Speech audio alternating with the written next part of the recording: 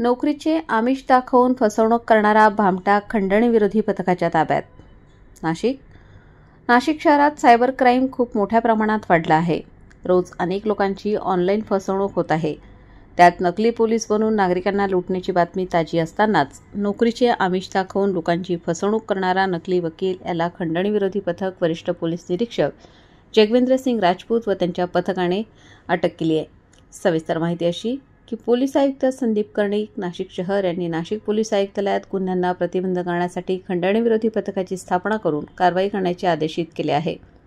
पथकातील अधिकारी व अंमलदार गुन्हेगारांचा शोध घेत असताना भूषण सोनवणे व चारुदत्त निकम यांना पाहिजे असलेला आरोपी समाधान जगताप हा नाशिक येथे येणार असल्याची खात्रीशीर बातमी मिळाली होती. त्या अनुषंगाने पथकातील अधिकारी व अंमलदार यांनी आज दिनांक 7 जुलै 2025 रोजी नाशिक शहरात वेगवेगळ्या ठिकाणी सापळे लावले होते.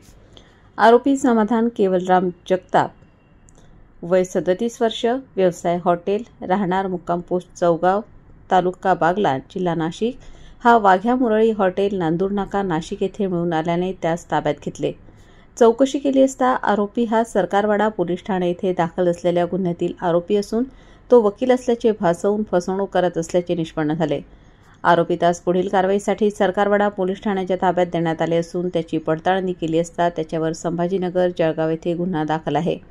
सदरची कामगिरी वरिष्ठांच्या मार्गदर्शनाखाली वरिष्ठ पोलीस निरीक्षक जगवेंद्र सिंग राजपूत, दिलीप सगळे, दिलीप भोई, योगेश चव्हाण, दत्तात्रय चकोर, भूषण सोनवणे, चारुदत्त निकम, भगवान जाधव व सविता कदम यांनी केलेली आहे. नागरिकांना याद्वारे आवाहन करण्यात येते की सदर आरोपीकडून नोकरीला लावून देतो असे सांगून फसवणूक झाली असल्यास त्यांनी सरकारवाडा पोलीस ठाणे येथे संपर्क करावा असे आवाहन पोलिसांकडून करण्यात आले आहे.